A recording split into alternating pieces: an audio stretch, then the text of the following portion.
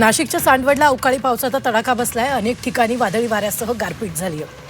त्यामुळे काढणीसाठी आलेल्या गहू आणि कांद्यांचं मोठं नुकसान झालंय. शासनानं तात्काळ पंचनामे करून नुकसान भरपाई द्यावी अशी मागणी शेतकऱ्यांनी केली आहे.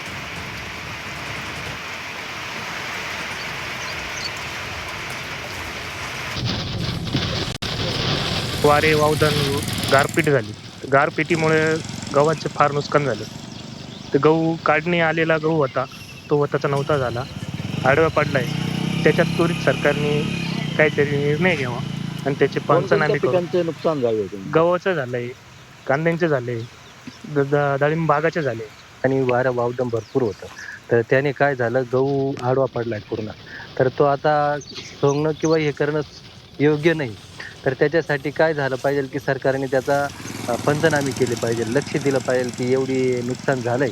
तर त्यासाठी सरकारने पंचनामे करून आणि त्वरित काहीतरी त्याच्यावर निर्णय घ्यावा.